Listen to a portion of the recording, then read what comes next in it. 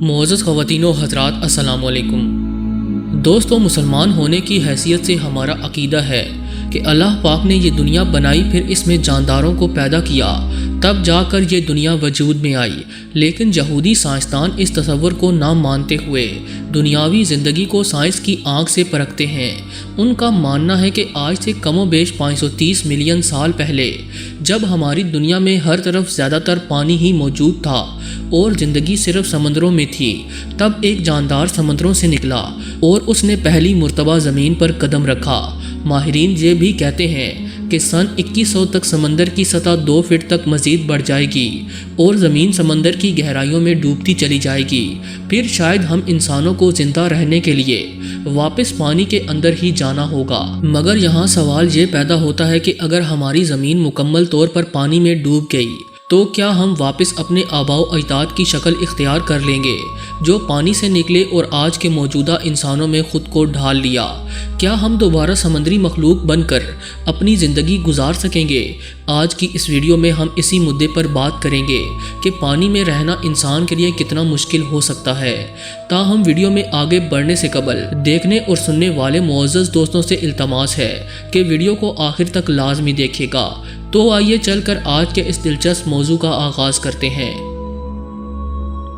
ناظرین کرام، جہاں باقی سمندری مخلوق نے پانی میں رہتے ہوئے نہ صرف اپنے وجود کو برقرار رکھا بلکہ وقت گزرنے کے ساتھ ساتھ اپنی صلاحیتوں میں بھی اضافہ کیا، وہیں دوسری طرف ہم انسان محض زمین پر ہی گھومنے اور آپسی جھگڑوں میں ہی مصروف رہے۔ اس چیز کا اندازہ آپ ایمفی پورٹ سے لگا سکتے ہیں۔ انہوں نے خود کو اس قدر مضبوط اور قابل بنا لیا ہے کہ سمندر کی گہرائیوں میں رہتے ہوئے اپنے جسم کے ہر سینٹی میٹر والے حصے پر یہ 1125 پاؤنڈ پانی کا پریشر برداشت کر سکتے ہیں۔ انسان نے ہمیشہ یہی کوشش کی ہے کہ ہم کسی طرح سمندر کی گہرائی میں جا کر دیکھ سکیں کہ وہاں زندگی کس طرح کی ہے۔ اگر اب تک کی دریافت کردہ سمندری گہرائی کی بات کریں تو وہ 4023 میٹر ہے، جہاں انسانوں کے حساب سے پریشر بہت زیادہ ہے۔ یہ تقریباً 14 سیمنٹ سے بھرے ہوئے ٹرکوں کے وزن جتنا ہم پر پریشر ہوگا۔ اب شاید آپ یہ سوچ رہے ہوں گے کہ اتنا پریشر پڑنے کی وجہ سے تو ہماری موت پکی ہو جائے گی، لیکن ہم آپ کو بتا دیں کہ ہماری موت کی وجہ یہ پریشر نہیں ہوگا۔ دراصل ہماری موت کی وجہ کچھ اور ہی ہوگی۔ جیسا کہ ہمارا زیادہ تر جسم پانی سے بنا ہوا ہے، اس لیے پانی میں زیادہ دیر تک رہنے سے ہمارے پھیپھڑوں میں موجود زیادہ گیس کنڈنس یا کمپریس ہو جائے گی، جس سے ہماری دردناک موت ہو جائے گی۔ مان لے اگر ہم اس پریشر سے کسی بھی طرح بچ جاتے ہیں تو سمندر کی گہرائی سے واپس اوپر آتے وقت ہم خود کو ڈی کمپریشن سکنس یعنی زیادہ پریشر سے کم پریشر کی جانب جاتے ہوئے سطح سمندر پر پہنچنے سے پہلے ہی مر جائیں گے۔ دراصل ہمارے جسم میں تمام حل شدہ گیسز جیسا کہ نائٹروجن، جسے ہم سانس میں ہوا کے ذریعے حاصل کرتے ہیں، کم دباؤ کی وجہ سے اس کے بلبلے بننا شروع ہو جائیں گے، جس سے ہمارے جسم میں بلڈ پوائزن کی مقدار میں اضافہ اور خون میں آکسیجن کی مقدار میں کمی کی وجہ سے ہماری موت ہو جائے گی۔ اکثر سکوبا ڈائیورز میں یہ چیز دیکھنے کو ملتی ہے۔ دوستو، یہ ایک حقیقت ہے کہ انسان پانی کے نیچے زندگی نہیں گزار سکتا، جس کی ایک وجہ یہ بھی ہے کہ ہم پانی کے نیچے سانس نہیں لے سکتے، کیونکہ ہمارے پھیپھڑے اس قابل نہیں کہ ہم پانی سے آکسیجن کو حاصل کر سکیں۔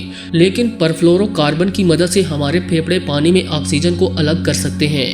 یہ ایک ایسا کیمیکل ہے جو کہ آکسیجن اور کاربن ڈائی آکسائڈ سے مل کر بنتا ہے۔ اگر ہم کوئی ایسا راستہ یا میتھڈ ڈھونڈ لیں جس کی مدد سے ہم اس کیمیکل کو اپنے پھیپھڑوں میں بھر سکیں تو ہم نہ صرف پانی میں سانس لے سکیں گے بلکہ ہم بغیر کسی پریشانی کے سمندر کی گہرائیوں تک بڑے آرام سے پہنچ سکیں گے۔ اس ٹیکنالوجی کو فی الحال خلاباز اور چھوٹے بچوں کی جان بچانے کے لیے استعمال کیا جاتا ہے، لیکن آگے چل کر اگر ہمیں پانی میں زندگی گزارنی ہے تو ہمیں اسے سمندر میں سانس لینے کے قابل بھی بنانا ہوگا۔ یہاں ہم آپ کو بتا دیں کہ انسانوں میں بھی اس طرح کے بدلاؤ کرنے کے لیے کوششیں شروع کر دی گئی ہیں۔ دراصل انڈونیشیا کے بجاؤ قبیلے کے افراد خود کو پانی میں زندہ رکھنے کے لیے کچھ حد تک اپنے جسم میں تبدیلیاں لانے میں کامیاب ہو چکے ہیں۔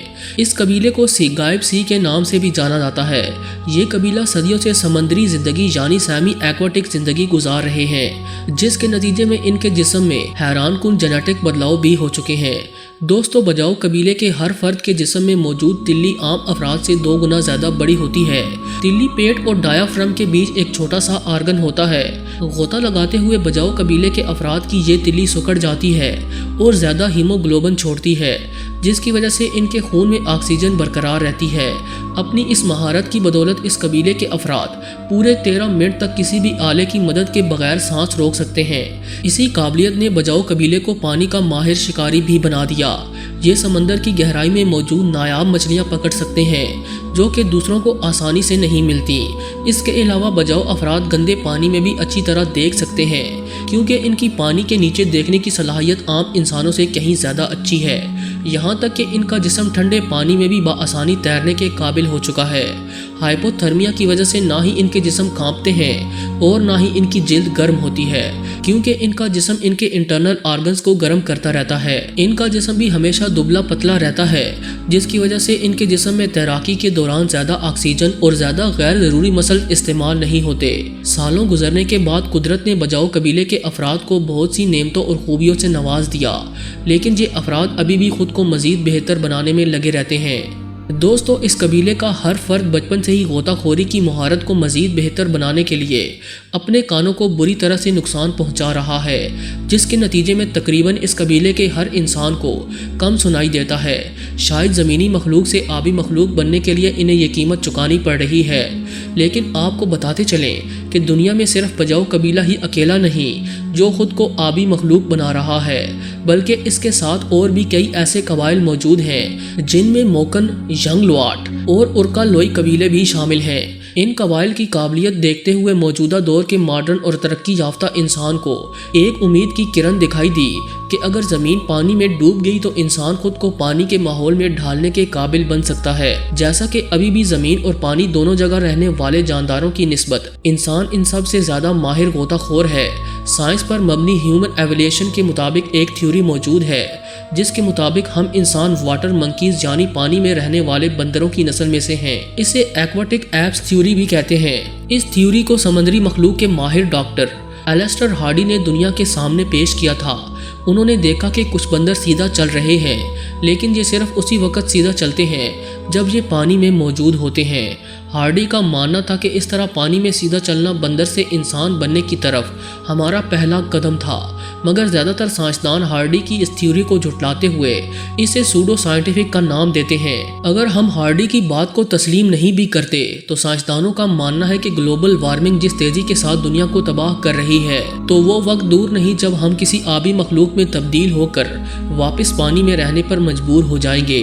ماہرین کا ماننا ہے کہ ہمارے پھیپھڑوں کا سائز چھوٹا اور ہمارے ہاتھ پاؤں بڑے ہو جائیں گے۔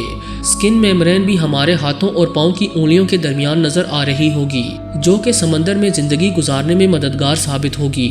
ناظرین گرامی، اگر گلوبل وارمنگ کی وجہ سے ہماری زمین پانی میں ڈوب گئی تو ہمارے پاس آبی مخلوق بننے کے علاوہ کوئی اور چارہ نہیں ہوگا، لیکن یہ سب بدلاؤ ہمارے جسم میں اچانک نہیں ہوں گے بلکہ وقت گزرنے کے ساتھ ساتھ ہوں گے۔ لیکن تب تک ہم کیا کریں گے، اس کے متعلق سائنسدانوں نے ابھی تک کچھ نہیں بتایا۔